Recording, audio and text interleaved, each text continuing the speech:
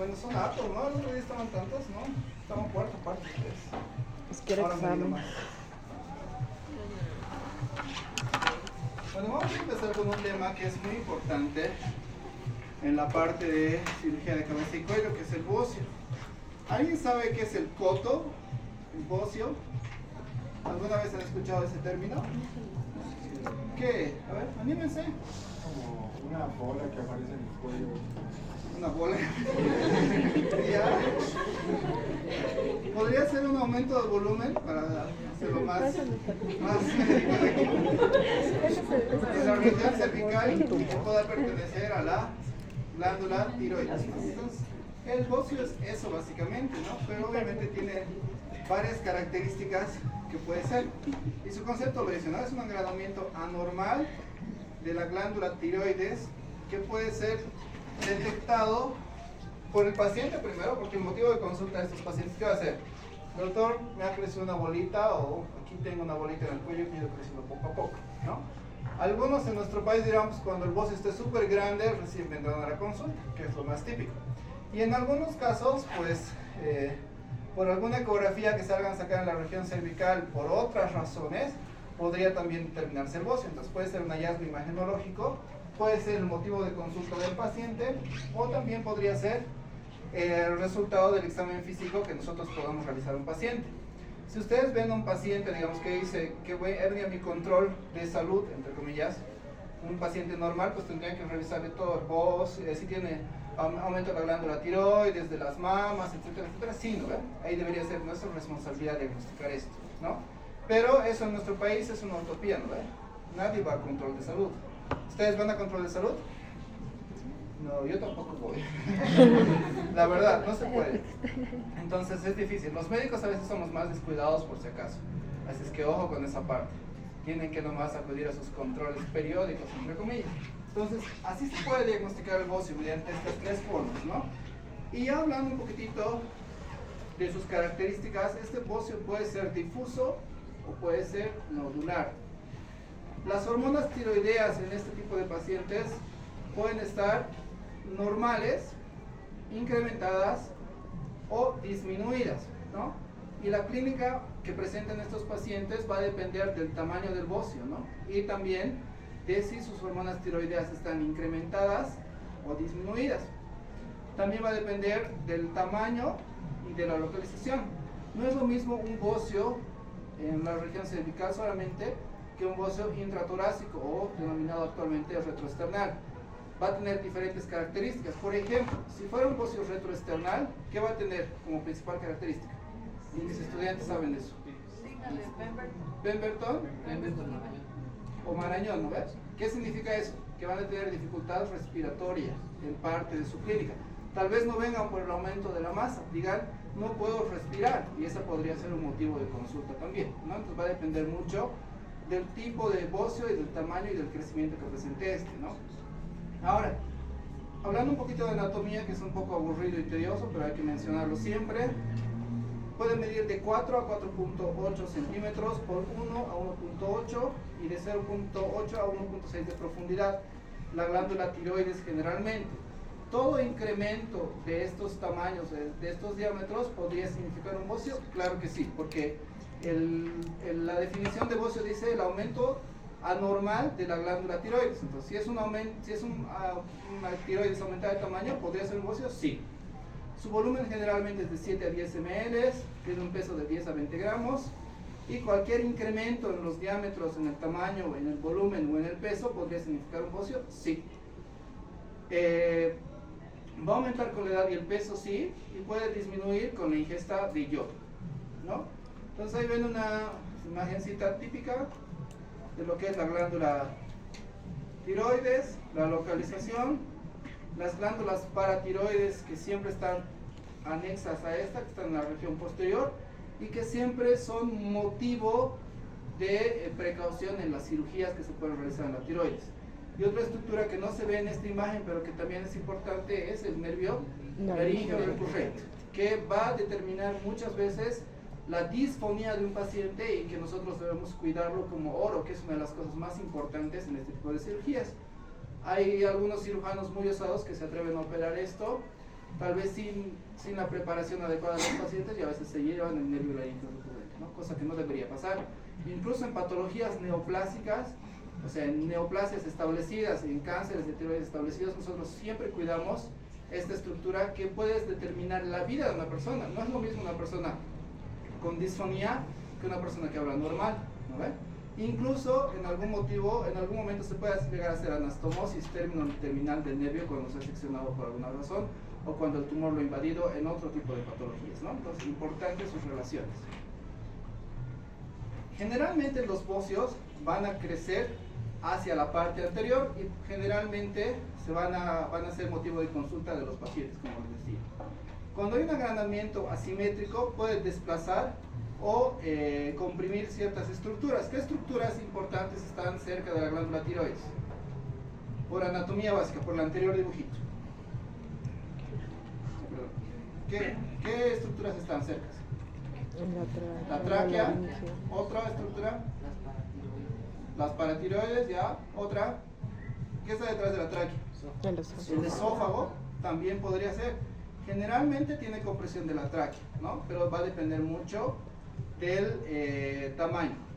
Otra característica que les decía al principio es la entrada torácica, que puede ser esta. Ahorita esta es la entrada torácica. Ahí está la clavícula, el esternón, la tráquea, y en este espacio, esperen un segundo. En este espacio es donde está alojada la tráquea, ¿no? La tiroides. Si nosotros notamos un crecimiento normal en ese espacio, pues va a tener síntomas obstructivos el paciente que se presenta a la consulta. ¿Ya? Los bocios subesternales o retroesternales o intratorácicos llamados anteriormente pueden ser el 2 al 19% de los pacientes con bocio. Entonces, si bien no es lo más frecuente, pero pueden presentarse como dificultad respiratoria en los bocios, ¿no? Entonces es el espacio que les decía. Y bueno, la etiología en nuestro país, ¿cuál es la etiología más frecuente? ¿Por qué las personas se enferman de bocio? ¿Por? Disminución de la ingesta de yodo. Hace algunos años en nuestro país los bocios eran más frecuentes que ahora. ¿Por qué creen eso? ¿Por qué creen que ha cambiado ese factor de riesgo que comienza en nuestro país?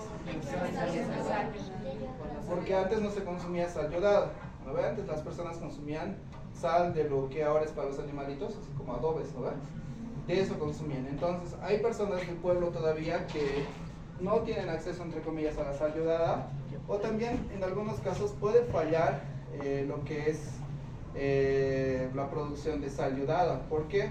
Porque en nuestro país todos quieren hacerse a los vivos, ¿no?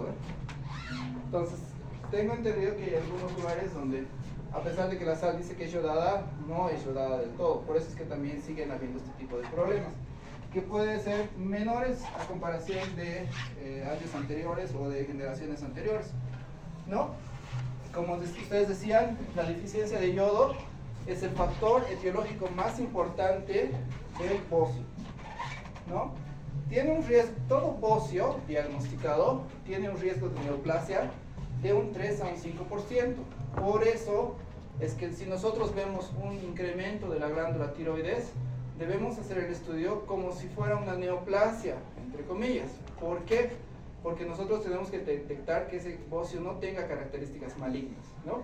Pregunta de examen: riesgo de neoplasia en un bocio, 3 a 5%. Y aquí tienen otras causas de bocio que pueden causar, bueno, otras causas que pueden causar bocio en los adultos. ¿Podría ser pregunta de examen? Sí, así es que si le toman una fotito,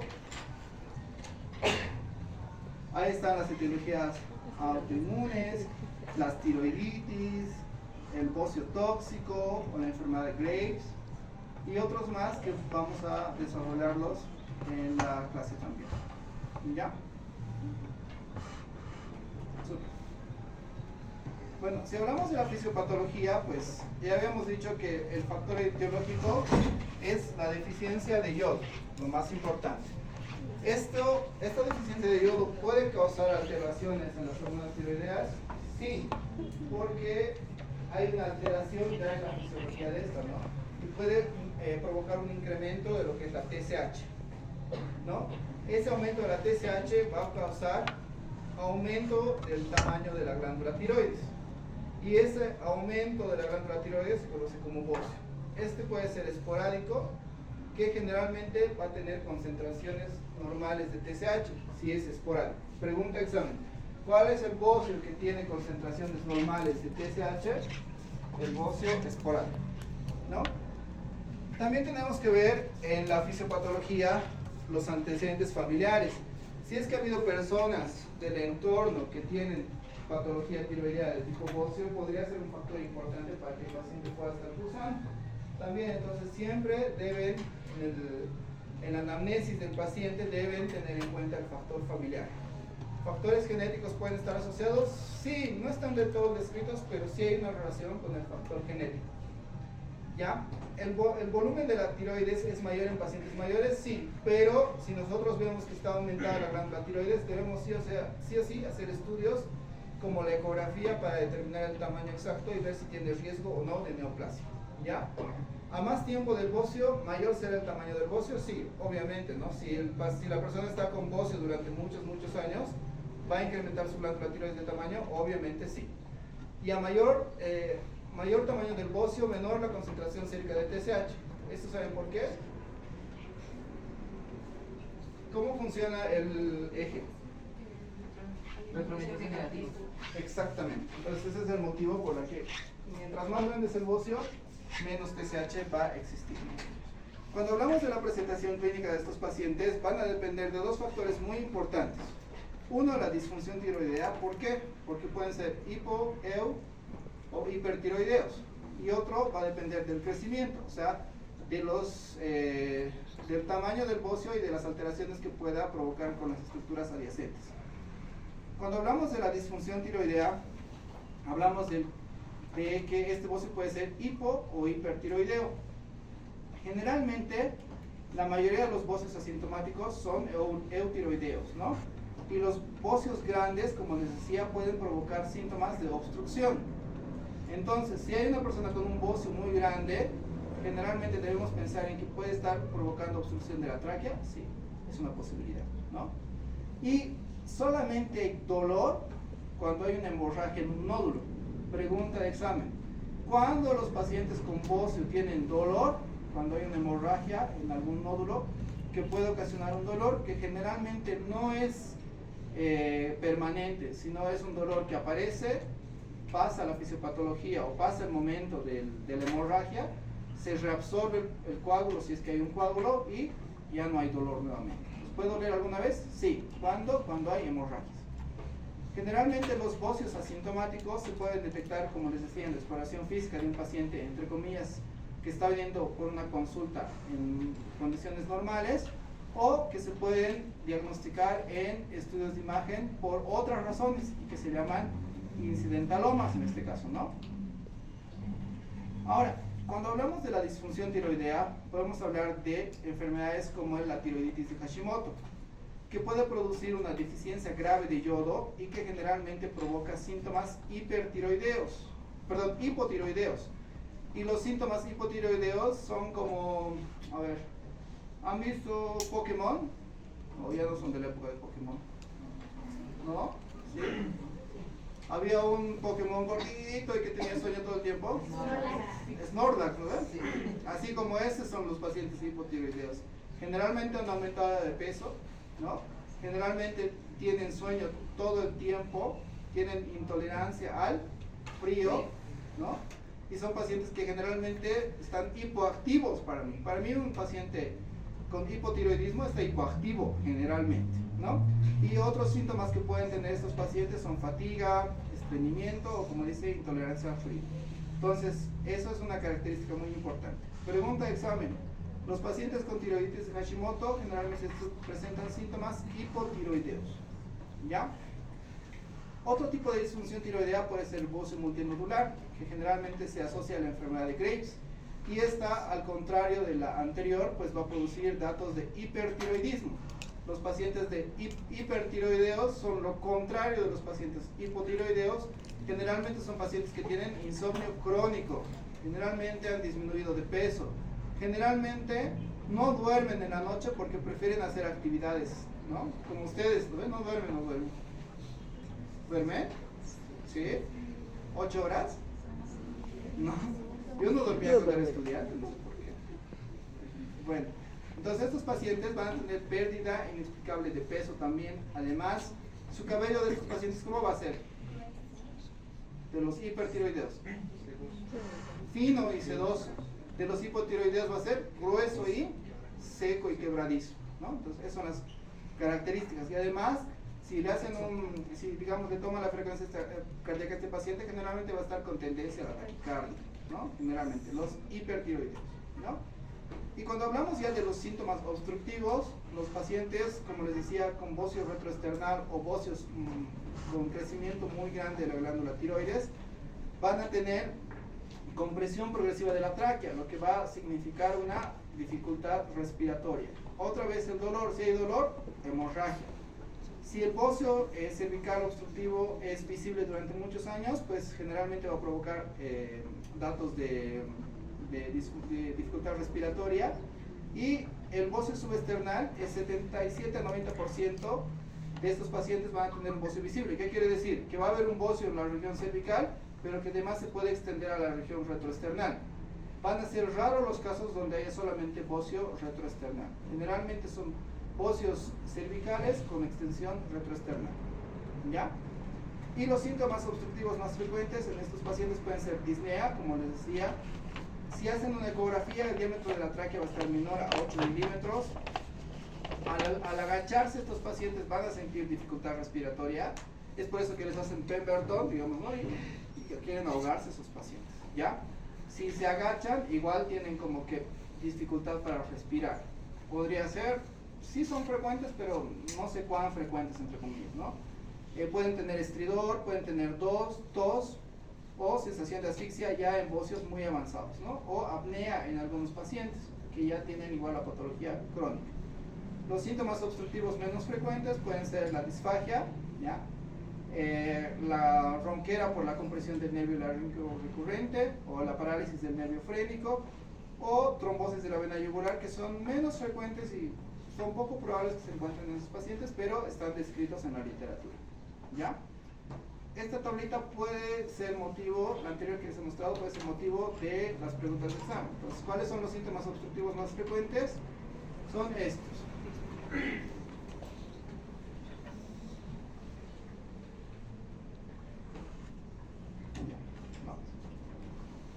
Cuando hablamos del diagnóstico de este tipo de pacientes, tenemos que hablar de la exploración física, ¿no?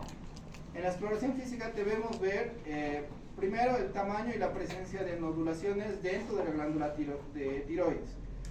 Tenemos que ver si hay datos de obstrucción de la misma, tenemos que ver, eso es una cosa muy importante. ¿Se acuerdan cuánto era el porcentaje de neoplasias en un bocio? 3 a 5%, ¿no? Nosotros debemos ver si hay un bocio nodular, debemos nomás hacer la ecografía para ver el T-RADS y ver qué tipo de T-RADS tiene este paciente. Si tiene un T-RADS elevado, el motivo del anterior tema que les he expuesto era cáncer de tiroides. T-RADS elevado requiere PAF y determinación histológica mediante el Bethesda. Ahora, si el nódulo tiene características T-RADS, digamos, menores, entonces probablemente pueda requerir un control nada más, a menos que el paciente quiera hacerse operar por el aumento de volumen, que también es una de las causas por las que los pacientes se hacen operar, ¿no? Y hay que ver si hay un estrechamiento de la tráquea, que puede significar una dificultad respiratoria en este tipo de pacientes. Los pacientes pueden tener antecedentes de otro tipo de enfermedades, por ejemplo, de alguna tiroiditis en algún momento, que después esté manifestado por un aumento del tamaño de la glándula tiroides, sí. Hay que ver la ingesta de yodo en este tipo de pacientes, si es que viene de provincia o no, que sería el factor más importante para el bocio, en este caso dependiente del yodo. Hay que ver si hay irradiación, eso poco frecuente, ¿no? ¿Cuál es el lugar de irradiación común en nuestro planeta en general? ¿Dónde han tirado la bomba nuclear? Entonces ahí nosotros no tenemos nada, ¿no? Ni siquiera tenemos planta nuclear, o tenemos, ¿no? En el alto. La que no querían en la zona sur, ¿no? ¿Qué es la alto? Sí, ¿no? ¿Eso no sé? No. Medicina nuclear, ¿no? Ya. Después, historial de medicación, si es que el paciente ha tomado algún medicamento por alguna razón que pueda estar relacionada. antecedentes familiares o presencia de datos sistémicos de hiper o hipotiroidismo, ¿no? Las pruebas iniciales van a ser unas pruebas de función tiroidea, la ecografía tiroidea y pruebas adicionales ya sobre todo para la planificación de la cirugía. Siempre que vemos un paciente con incremento de la glándula tiroides, ya sea en sospecha de un nódulo maligno, de un bocio o de cualquier otra patología tiroidea, debemos hacer la medición de la función tiroidea. La TSH sérica puede ser o es uno de los motivos más principales para pedir la función tiroidea a los pacientes, y estos pueden ser normal, pueden ser hiper o pueden ser hipotiroidismo. Va a depender mucho de la TSH. Si la TSH está disminuida, la T4 y la 3 van a estar generalmente incrementadas y el paciente puede tener hipertiroidismo asociado a bocio. En el caso diferente, una TSH elevada, la T4 libre puede estar disminuida y el paciente va a estar con hipotiroidismo. Puede estar relacionado con la tiroiditis de Hashimoto, como les decía hace un momento, y puede estar relacionado también con el bocio en zonas endémicas con deficiencia de yodo. Otra cosa muy importante que nosotros debemos pedir en los pacientes y que no es muy común, generalmente le pedimos TSH, T3, T4 libre, ¿no ve? Usualmente les van a ver eso en los protocolos. Pero también está el anti-TPO, que es o antiperoxidasa tiroidea, que podría ser un marcador muy importante. Esta TPO en pacientes con bocio y TSH normal puede evaluar la tiroiditis de Hashimoto. Si la TSH está elevada, el paciente puede tener hipotiroidismo y bocio. Y en Estados Unidos, un paciente con tiroiditis de Hashimoto más anti-TP elevada puede ser sospechoso de tiroiditis de Hashimoto en realidad, ¿no? Entonces no se pide mucho en nuestro medio, pero puede ser importante la medición de la antiperoxidasa tiroidea para determinar el tipo de afectación en la glándula tiroides que presenta. ¿Ya? Ya. La ecografía tiroidea es una de las pruebas estándar, es una de las pruebas que nunca debe faltar cuando nosotros hacemos el estudio de la glándula tiroides. Nos va a determinar primero el tamaño de la glándula tiroides, nos va a determinar si hay alguna asimetría o alguna nodulación que pueda ser sugerente de alguna neoplasia o no. Nos va a determinar las características locales como la consistencia, puede haber dolor o digamos puede haber afectación a las estructuras cercanas que podría determinar la ecografía. Entonces la ecografía tiroidea nos tiene que dar un TRAT. Un TRAT 6, ¿qué significaría? ¿Saben? Por la anterior clase. TRAT 5. Quirúrgico, ¿por qué? No. El TRAT solamente nos dice sospecha de malignidad y nos pide que hagamos una PAF. Si el TRAT, si estás pensando en un bocio, el TRAT debería ser disminuido sin sospecha de patología neoplásica, ¿no? Eso nos puede determinar la ecografía tiroidea. Y las pruebas adicionales que nos pueden servir también en casos importantes. En este caso hay bocios con características preocupantes. ¿Qué quiere decir? Que hay bocios, entre comillas, diagnosticados por un aumento de tamaño de la glándula tiroides, pero que tienen características que nos tienen que hacer sospechar de malignidad. ¿Cómo? Si el paciente viene con un aumento de volumen de la glándula tiroides y dice que ha crecido hace 3 meses, digamos, podemos decir, es un aumento de la glándula tiroides, pero con sospecha de malignidad. Si la glándula tiroides es muy asimétrica en general, puede ser un bocio con características preocupantes o sospecha de malignidad. La consistencia firme, el dolor a la palpación, datos sugerentes de un cáncer o linfoma, eso ya es obviamente, claramente un maligno, y sospecha de síntomas obstructivos, disnea, sibilancias, tos. Esos son datos que nos pueden significar que el paciente puede estar cursando no solamente con un bocio, sino también con alguna neoplasia en la región tiroidea. ¿Ya? Y lo que les mencionaba, ¿no? Hay bocios con TSH normal y anti-TPO negativos. Estos bocios generalmente son multinodulares, o sea, con varios nódulos, y pueden significar que este paciente requiere una ecografía tiroidea, ¿no? Si los nódulos en la ecografía tiroidea son indeterminados o sospechosos, hay que hacer biopsia según TRATs. ¿Qué quiere decir? A más TRATs, PAF, a menos TRATs, probablemente seguimiento y control. Otra Otro patrón que se puede presentar es el bocio con TSH normal y TPO positivos. Generalmente puede darnos el diagnóstico de tiroiditis de Hashimoto. No excluye la existencia de un bocio multinodular, no excluye la existencia de una neoplasia maligna, y en la ecografía generalmente va a haber un aumento de tamaño con asimetría de la glándula tiroidea. Otra situación que se puede presentar, un bocio con TSH elevado, que sería hipotiroidismo, ¿no? Estos generalmente están asociados a tiroiditis Hashimoto en Estados Unidos. Dentro de sus laboratorios de anti-TPO va a ser negativos. Puede estar relacionado con enfermedad infectiva de la glándula tiroides o con el uso de yodo en algún momento por el paciente, ¿no? Otra situación, bocio con TSH baja, que puede significar hipertiroidismo. Generalmente son bocios multinodulares con autonomía, pueden estar relacionados con la enfermedad de Graves, y la ecografía también nos va a dar un flujo sanguíneo incrementado en la región tiroidea. Ya son situaciones en las que nosotros podemos ver que hay un bocio con ciertas características ya laboratoriales después de haber realizado el estudio. Y tenemos por último el bocio con síntomas obstructivos o bocio subesternal. Estos generalmente se pueden diagnosticar por tomografía o resonancia, ¿ya? Hay que ver muy bien la extensión, el efecto sobre las estructuras circundantes que puede determinar la dificultad respiratoria. Se puede ver a veces por una ecografía, pero generalmente se pide tomografía o resonancia magnética en estos casos solamente. Y un estudio clave o un dato importante nos va a determinar el estrechamiento traqueal menor a 1 centímetro. Si hay un estrechamiento traqueal asociado a un bocio obstructivo, pues generalmente nos puede dar una sospecha de malignidad y hay que hacer una biopsia hacia ese paciente. ¿Ya? Aquí tenemos una imagencita de lo que es el bocio retroesternal. Ahí vemos como hace rato el esternón. El esternón, las clavículas y el bocio, ¿no? Que ha desplazado a la tráquea. Ahorita lo voy a mostrar. A la tráquea. ¿Doy mi manito? No. Aquí está la tráquea más o menos. Entonces el bocio ha crecido tanto que ha desplazado la tráquea y ya tiene datos de síntomas obstructivos. Es la misma imagen, solamente que en otro corte. Y aquí vemos el bocio con extensión retroesternal o intratorácica y vemos la tráquea desplazada hacia el lado derecho en este caso, ¿no? ¿Qué puede significar?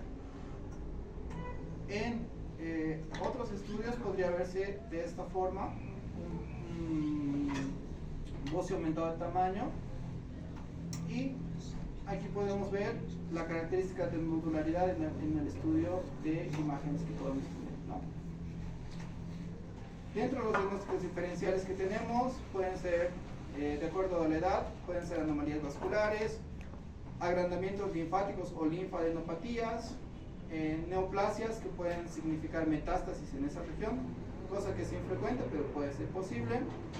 Y si hay una masa subesternal o un bocio subesternal, puede confundirse con una masa mediastínica, tumores neurogénicos, limoma, que no es tan frecuente, que podría ser su diagnóstico diferencial también, linfoma, que es un poquito más frecuente en el diagnóstico, o un teratoma, que podría ser también parte del diagnóstico diferencial de este tipo de pacientes.